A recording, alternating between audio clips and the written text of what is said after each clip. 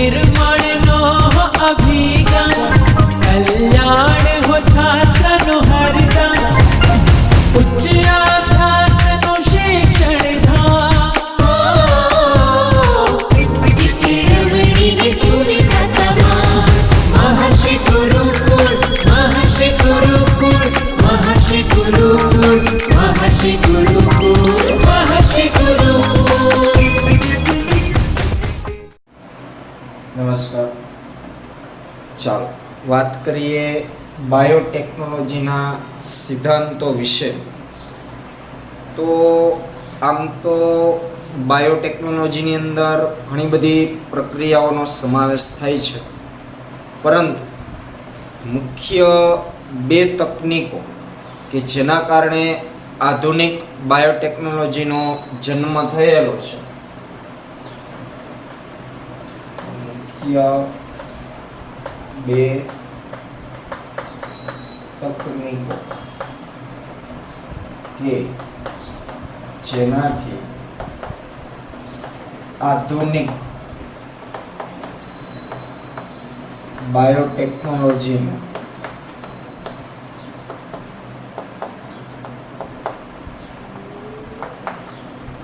જન્મ થયો। બે તકનીકની અંદર એક છે જનીન ઇજનેરી વિદ્યા, જનીન ઇજનેરી વિદ્યા, અને બીજી તકનીક છે જૈવ પ્રક્રિયા ઇજનેરી વિદ્યા, જૈવ પ્રક્રિયા ઇજનેરી વિદ્યા। ઇંગ્લિશમાં કહીએ તો જનીન ઇજનેરી વિદ્યા એટલે જીનેટિક એન્જિનિયરિંગ અને જૈવ પ્રક્રિયા ઇજનેરી વિદ્યા એટલે બાયો પ્રોસેસ એન્જિનિયરિંગ। બે માર્કની અંદર પણ આ પ્રશ્ન આવી શકે કે બાયોટેકનોલોજીના સિદ્ધાંતો વર્ણવો। તો એ બે સિદ્ધાંતોની ટૂંકી માહિતી આપણે સમજીએ। તો એમાં પહેલા વાત કરીએ જનીન ઇજનેરી વિદ્યા।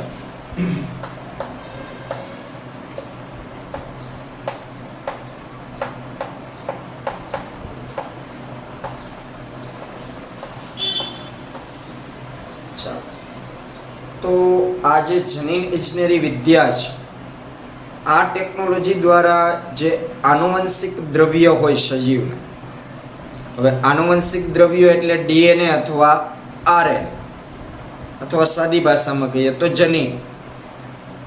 તો આ જનીનો કોઈ એક સજીવમાંથી લઈ અને બીજા સજીવની અંદર ટ્રાન્સફર કરાવવામાં આવે।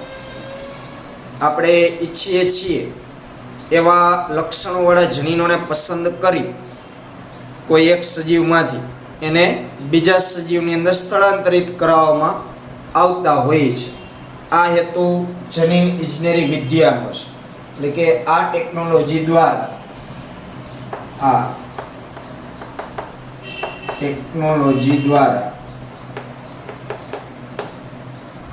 આનુવંશિક દ્રવ્યો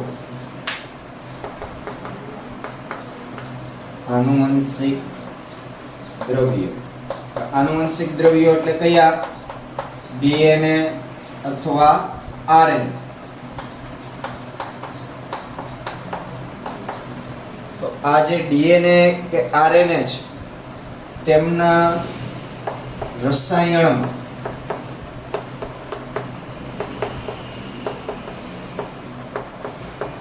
પરિવર્તન લાવી તેને પરિવર્તન લેરીને તેને યજમાન કોષ એટલે કે જે સજીવની અંદર આપણે સારા લક્ષણો ઈચ્છીએ છીએ અથવા તો એ સજીવમાંથી આપણે કંઈક મેળવવું છે, એ યજમાન સજીવ છે, તો યજમાન સજીવમાં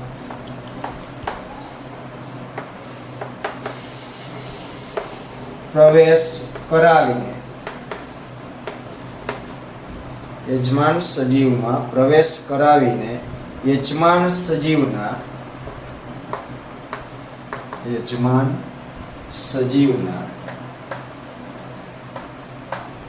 બાહ્ય સ્વરૂપમાં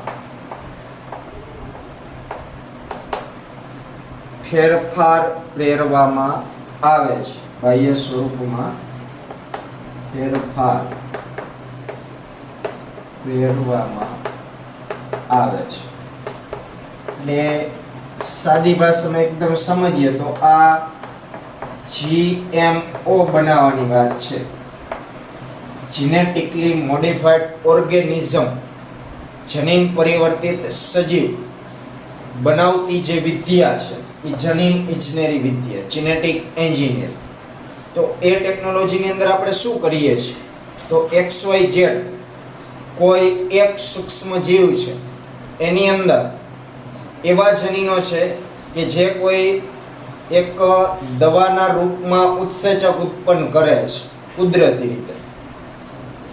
હવે આ સૂક્ષ્મ જીવની અંદર એવા ઉત્સેચક છે કે જે કોઈ એક મનુષ્યના રોગ માટે દવાનું કામ કરે છે. તો એ ઉત્સેચક ઉત્પન્ન કરતા જનીન એ સૂક્ષ્મ જીવની અંદર હશે પાકું. તો હવે આ સૂક્ષ્મ જીવના એ જનીન કે જે ઓલો ઉત્સેચક ઉત્પન્ન કરે છે, આપણે એને ખૂબ મોટા ઉત્પાદનમાં ઉપયોગમાં લેવું છે.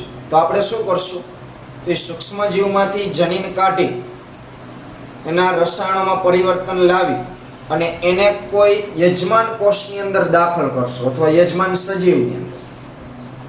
હવે યજમાન સજીવની અંદર એ જનીન આપણે દાખલ કરશું એટલે હવે આ જનીન યજમાન સજીવની અંદર અભિવ્યક્ત થશે અને હવે એ યજમાન સજીવની અંદર એ લક્ષણ ઉત્પન્ન કરશે. મતલબ એવા ઉત્સેચકો એ ઉત્પન્ન કરવા લાગશે અને એ યજમાન સજીવમાંથી આપણે એ ઉત્સેચકો પ્રાપ્ત કરશું.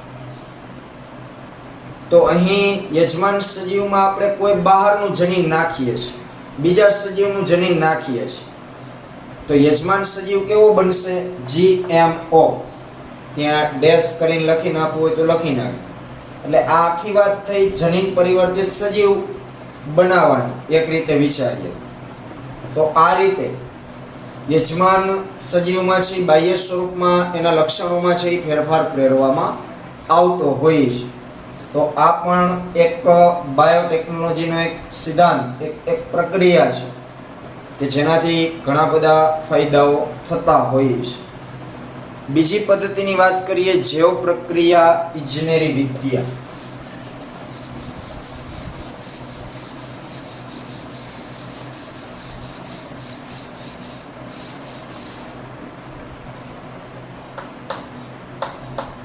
જૈવ પ્રક્રિયા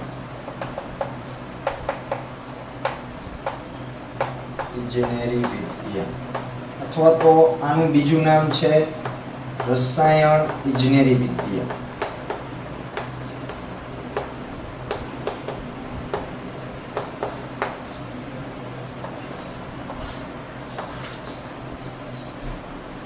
આની અંદર આપણે ક્યાંય જનીનો ટ્રાન્સફર કરવાના નથી, પણ કુદરતી રીતે જે કંઈ સૂક્ષ્મ જીવો છે કે જેની અંદર આવા વિશિષ્ટ જનીનો છે કે જે કોઈ ચોક્કસ પ્રકારના એવા રસાયણો ઉત્પન્ન કરે છે અને એ રસાયણ એ આપણને ક્યાંક ને ક્યાંક લાભદાયક છે. તો હવે આવા રસાયણ ઉત્પન્ન કરતા જે સૂક્ષ્મ જીવો છે, આ સૂક્ષ્મ જીવોનું માત્ર ને માત્ર આપણે શું કરવાનું છે? સંવર્ધન કરવાનું છે, એનો ઉછેર કરવાનો છે મોટા પાયે, જેથી કરીને એમાંથી આપણને રસાયણ પ્રાપ્ત થઈ શકે. એટલે અહીં કોઈ જનીનોની અદલા બદલી કરવામાં આવતી નથી, પણ એવા સૂક્ષ્મ જીવો કે જેમાંથી આપણને રસાયણ મળવાનું છે એ સૂક્ષ્મ જીવોનો પ્રયોગશાળાની અંદર ઉછેર કરવામાં આવશે. એટલે કે રસાયણ ઇજનેરી પ્રક્રિયાઓ, રસાયણ ઇજનેરી પ્રક્રિયાઓમાં માત્ર ઇચ્છિત સૂક્ષ્મજીવો, ઇચ્છિત સૂક્ષ્મજીવો અથવા તો સુકોષ કેન્દ્રિત કોષો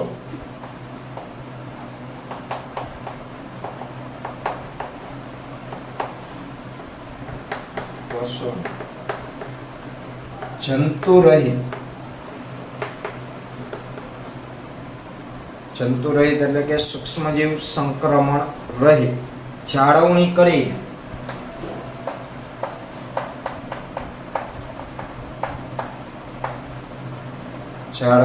કરીને વૃદ્ધિ કરાવી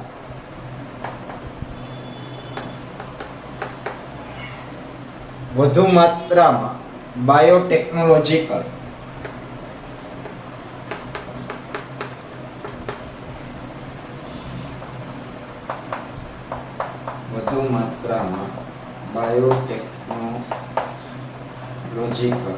જે પ્રોડક્ટ છે નિપજો એ નિપજો જેવી કે એન્ટીબાયોટિક્સ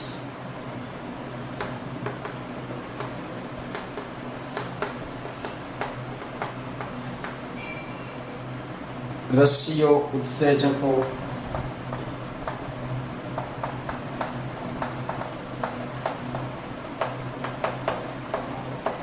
વગેરે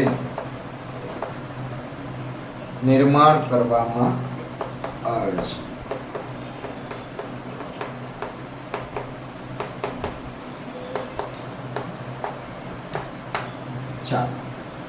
તો અહીં શું વાત કરી છે કે રસાયણ ઇજનેરી પ્રક્રિયાઓમાં માત્ર ઇચ્છિત સૂક્ષ્મજીવ એટલે કે આપણી ઈચ્છા અનુસારનો જે સૂક્ષ્મ જીવ છે કે જેમાંથી આપણને કંઈક મળવાનું છે કુદરતી રીતે. આમાં કોઈ આપણે જનીનો બદલાવતા નથી, પણ કુદરતી જેવા સૂક્ષ્મ જીવો છે અથવા તો કોઈ એવો સુકોષ કેન્દ્રી કોષ છે, તો આમની આપણે શું કરવાની છે? જંતુ રહિત જાળવણી કરવાની. એના પ્રયોગશાળામાં આપણે એવું વાતાવરણ આપવાનું છે કે એને કોઈ પણ જાતના અન્ય સૂક્ષ્મ જીવોનો ચેપ ન લાગે. તો એવા જંતુ રહિત જાળવણી કરી એની વૃદ્ધિ કરાવવાની, એટલે કે એનું સંવર્ધન કરવાનું મોટા પાયે, સંવર્ધન માધ્યમ, અને વૃદ્ધિ કરાવી વધુ માત્રામાં બાયોટેકનોલોજીકલ નિપજો. જે નિપજો એન્ટીબાયોટિક્સ તરીકેની હોઈ શકે, કોઈ રસીઓ ઉત્સેચકો, એમાંથી આપણે મેળવવાની છે. તો આ વાત થઈ જૈવ પ્રક્રિયા ઇજનેરી વિદ્યા કે જેમાંથી આપણે આડકતરી રીતે સૂક્ષ્મ જીવોમાંથી આ એન્ટીબાયોટિક, રસી ઉત્સેચક એક રીતે છે તો બધા રસાયણ, એટલે આપણે એનું નામ આપી છે રસાયણ ઇજનેરી વિદ્યા. તો મુખ્ય આ બે તકનીક છે કે જેના કારણે આધુનિક બાયોટેકનોલોજીનો જન્મ થયેલો છે. એટલે કે આ બાયોટેકનોલોજીના બે સિદ્ધાંતો છે. એ સિવાય આગળ આપણે હવે જનીન ઇજનેરી વિદ્યાના સિદ્ધાંતોના સંકલ્પનાત્મક વિકાસને સમજવાનો છે. આ ટોપિક આખો મોટો છે પણ એમાં કટકે પ્રશ્નો બદલશે. એટલે હવે જે આપણે સમજવાનું છે ત્યાં આપણે એવી નોટ આપશું કે જનીન ઇજનેરી વિદ્યાના વિકાસના સિદ્ધાંતો સમજાવો. તેની આગળ આપણે ચર્ચા કરીએ. ચાલો વાત કરીએ જનીન ઇજનેરી વિદ્યાના વિકાસના સિદ્ધાંત. તો આ બાબતને સમજતા પહેલા આપણે જે પ્રજનનના બે પ્રકાર છે, અલિંગી પ્રજનન અને લિંગી પ્રજનન, આ બંનેમાં શું ફરક છે એ સમજવું જરૂરી છે. જોકે આપણે બધા જાણીએ છીએ કે અલિંગી પ્રજનનમાં કોઈ પણ એક જ પિતૃ ભાગ લેશે, જ્યારે લિંગી પ્રજનનમાં બે વિરુદ્ધ જાતિ સજીવો અથવા પિતૃ ભાગ લેશે. હવે અહીં અલિંગી પ્રજનન દ્વારા ઉત્પન્ન થતી જે સંતતિ હશે, ઉત્પન્ન થતી સંતતિ મોટા ભાગે પિતૃને મળતી આવે.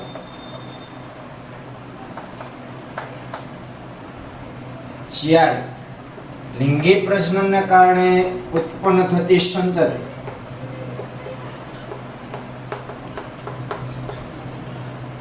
કંઈક અંશે પિતૃઓથી ભિન્ન હોય છે લક્ષણોની બાબતમાં. કારણ કે અહીં જે સંતતિ ઉત્પન્ન થાય છે કોઈ એક જ પિતૃમાંથી સર્જાય છે. જેમ કે અમીબા, તો એક અમીબામાંથી બે અમીબા બને છે, તો એ આબેહૂબના પિતૃ જેવા જ લક્ષણો ધરાવતું હશે સંપૂર્ણ રીતે, કારણ કે એક જ પિતૃ એમાં સંકળાયેલો છે. જ્યારે લિંગી પ્રજનનમાં તો માતા અને પિતા બંને તરફથી અમુક પ્રકારના લક્ષણો મળતા હોય અને બંનેના સંયુગ્મનથી કોઈ ત્રીજા જ પ્રકારના લક્ષણો નવી સંતતિની અંદર આવતા હોય છે. આ આપણે જાણીએ છીએ. તો આ બંનેમાં ફાયદો ગેરફાયદો શું? તો અલિંગી પ્રજનનનો ફાયદો એ છે કે પિતૃના જે મૂળ સારા લક્ષણો હોય એ પેઢી દર પેઢી જળવાયેલા રહે. પણ સામે ગેરફાયદો એ છે કે ઉદ્વિકાસની દ્રષ્ટિએ ઘણા બધા પાછળ રહી જાય છે, કારણ કે એને કોઈ નવા લક્ષણ મળતા જ નથી. પણ હા, એમના પિતૃના જે સારા લક્ષણો છે અથવા તો એ જાતિના જે સારા લક્ષણો છે એ પેઢી દર પેઢી જળવાયા રાખશે. સમજાય ને શું બોલું છું? જ્યારે લિંગી પ્રજનનનો ફાયદો એ છે કે અહીં પેઢી દર પેઢી ભિન્નતાઓ સર્જાશે, જેથી કરીને એ નવી પેઢીને એક નવી તકો મળતી રહેશે ઉદ્વિકાસ. તો અલિંગી પ્રજનન કરતા લિંગી પ્રજનનનો ફાયદો એ છે કે એમાં ભિન્નતાઓનું નિર્માણ થાય છે, કે જે અતિ મહત્વનું લક્ષણ છે કોઈ પેઢીને આગળ વધવા માટે અથવા પોતાનું અસ્તિત્વ ટકાવી રાખવા માટે. તો પહેલી લાઈનમાં એ જ કીધેલું છે કે સંભવતઃ તમે અલિંગી પ્રજનનની સાપેક્ષમાં લિંગી પ્રજનનના ફાયદા વિશે જાણતા હશો. લિંગી પ્રજનન અજોડ આનુવંશિક વ્યવસ્થાના સંયોજનોની રચના તથા ભિન્નતા માટે તકો પૂરી પાડે છે, જે અલિંગી પ્રજનનમાં શક્ય નથી. કારણ કે લિંગી પ્રજનનમાં અજોડ આનુવંશિક વ્યવસ્થાના સંયોજનની રચના મતલબ કે માતા અને પિતા બંનેના જે આનુવંશિક દ્રવ્યો છે એમના સંયોજનોથી કોઈ નવા આનુવંશિક દ્રવ્યો બનવાની સંભાવનાઓ લિંગી પ્રજનનમાં રહેલી હોય છે, અને જેના કારણે ભિન્નતા આવે છે. તો એ ભિન્નતાની તક મળે છે. તેમાંના કેટલાક સજીવ તથા વસ્તી માટે ફાયદાકારક હોઈ શકે છે. જે કાંઈ ભિન્નતાઓ સર્જાય એટલે કે કંઈ નવા લક્ષણ આવે પેઢીની અંદર, તો એ સજીવ, વ્યક્તિગત સજીવ અથવા તો વસ્તી માટે ફાયદાકારક હોઈ શકે. અલિંગી પ્રજનન આનુવંશિક માહિતીને પરિરક્ષિત કરી પેઢી દર પેઢી જાળવી રાખે છે. જે આપણે ચર્ચા કરી કે અલિંગી પ્રજનનમાં જે પિતૃની અંદર સારા લક્ષણો હોય એ પેઢી દર પેઢી જળવાયેલા. એટલે આ જ લાઈન કીધી એમાં કે અલિંગી પ્રજનન છે તો એ આનુવંશિક માહિતી ને પરિરક્ષિત કરે છે, એટલે કે એને જાળવી રાખે છે, સુરક્ષા કરે છે. જે પિતૃમાં આનુવંશિક માહિતી છે, જે લક્ષણો છે જનીનોના આધાર, એ લક્ષણો પેઢી દર પેઢી જળવાયેલા રહેશે. તો એક સારી બાબત એ છે. જ્યારે લિંગી પ્રજનન દ્વારા ભિન્નતા ઉદ્ભવે છે. હવે પરંપરાગત સંકરણની જે પદ્ધતિઓ છે કે જે વનસ્પતિઓ તથા પ્રાણીઓના સંવર્ધનમાં ઉપયોગી છે, તેના દ્વારા કેટલીક વખત ઈચ્છિત જનીનોની સાથે સાથે અનિચ્છનીય જનીનોનો સમાવેશ તથા ગુણન થઈ જાય છે. હવે જે સંકરણની ટેકનિકો હોય છે, કૃત્રિમ સંકરણ, એ સંકરણની પરંપરાગત જે પદ્ધતિઓ છે એટલે કે હાઇબ્રિડ જાત તૈયાર કરવા માટે પરંપરાગત જે કાંઈ માની લો કે વનસ્પતિમાં કલમ કરવી, દાબ કલમ કરવું, તો આ એક સંકરણની ટેકનિક છે. એ રીતના પ્રાણીઓમાં સંકરણ કરાવવું અને કોઈ નવા પ્રાણીનું સર્જન કરવું. તો આ જે પરંપરાગત સંકરણની જે પદ્ધતિઓ છે, પરંપરાગત સંકરણની પદ્ધતિ, તો આનો ગેરફાયદો શું છે? તો પરંપરાગત સંકરણની પદ્ધતિઓને કારણે ઘણીવાર એવું બને કે ઈચ્છિત જનીનોની સાથે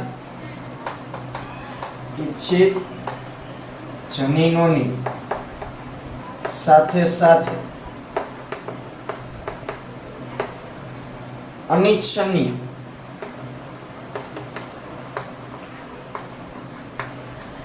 જનીનો જે આપણે ઈચ્છતા નથી આવા જે જનીનો છે એ જનીનોનો સમાવેશ અને ગુણન થાય.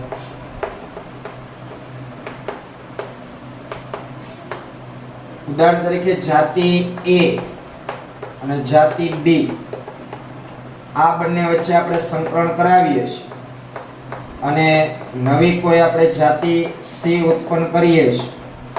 તો આ નવી જાતિ ઉત્પન્ન કરવા માટે આપણે જે બે પિતૃઓ પસંદ કર્યા, જાતિ A અને જાતિ B, તો આપણે આ જાતિ A આપણે ઈચ્છતા હશું એવા લક્ષણોવાળી પસંદ કરી હશે, જાતિ B પણ આપણે ઈચ્છતા હશું એવા લક્ષણોવાળી પસંદ કરી હશે, એટલે કે એની અંદર એવા જનીનો હશે. હવે એ બંનેનું સંકરણ કરાવી અને આપણે જે નવી જાત તૈયાર કરીએ છીએ તો એમાં નો ડાઉટ જે આપણે ઈચ્છીએ છીએ એવા લક્ષણોવાળા જનીનો તો આમાં આવશે, પણ આની અંદર અને આની અંદર એવાય જનીનો હશે કે જે આપણે જોતા નથી જાતિ C માં. આપણે એ જરૂર જ નથી જાતિ C ની અંદર, પણ આવી રીતના સંકરણ કરાવવાથી જાતિ A ના અંદર રહેલા અનિચ્છનીય જનીનો અને જાતિ B ની અંદર રહેલા અનિચ્છનીય જનીનો એ બંને પણ આ જાતિ C ની અંદર આવી શકે અને એનું પણ ગુણન થઈ શકે, જે એક ગેરફાયદો છે પરંપરાગત સંકરણની પદ્ધતિમાં. તો હવે આનાથી બચવા માટેનો રસ્તો શું છે? તો આ જે ક્ષતિઓ છે એને દૂર કરવા માટે જનીન ઇજનેરી વિદ્યા, જનીન ક્લોનિંગ અને જનીન સ્થળાંતરણનો ઉપયોગ કરવામાં આવે છે. પરંપરાગત સંકરણની પદ્ધતિઓમાં જે કંઈ ખામીઓ સર્જાય છે, જે ક્ષતિઓ છે, એ ક્ષતિઓને દૂર કરવા માટે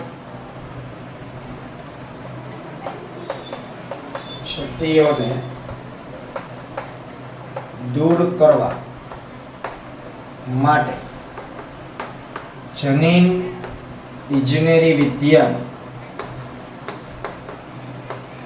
કોનો સમાવેશ થાય છે? જનીનિક ક્લોનિંગ અને જનીન સ્થળાંતરણ. આ બે ટેકનિકનો ઉપયોગ થાય છે, જનીન ક્લોનિંગ અને જનીન સ્થળાંતર. આ બંનેની મદદથી પુનઃસંયોજિત DNA, આ બંને ટેકનિકની મદદથી પુનઃ સંયોજિત DNA, ઇંગ્લિશમાં કહીએ તો રિકોમ્બિનન્ટ DNA, એટલે ટૂંકમાં લખીએ તો RDA, સ્મોલ r એટલે રિકોમ્બિનન્ટ, ગુજરાતીમાં પુનઃ સંયોજિત DNA. જનીન ક્લોનિંગ એટલે જનીનોને બેવડાવવા, એની નકલો તૈયાર કરવી, અને પછી જનીન સ્થળાંતરણ એટલે કે કોઈ અન્ય સજીવની અંદર આપણે જનીનો દાખલ કરી, એમના જનીનો સાથે એને જોડાવી અને એક નવું જનીન બનાવીએ જેનું આપણે નામ આપીએ પુનઃસંયોજિત DNA, RDA. એ RDNA નું નિર્માણ કરવામાં આવતું હોય છે, જેનાથી અનિચ્છનીય જનીનોને બાકાત રાખીને એક અથવા એકથી વધુ ઇચ્છનીય જનીનોને અલગ તારવીને લક્ષ્ય સજીવમાં દાખલ કરી શકાય. આ પુનઃસંયોજિત DNA કઈ રીતે બનાવવામાં આવે, જનીન ક્લોનિંગ શું છે, જનીન સ્થળાંતરણ કઈ રીતે કરવામાં આવે, એ આગળના ટોપિકમાં આપણે વિસ્તારપૂર્વક સમજવાનું થશે.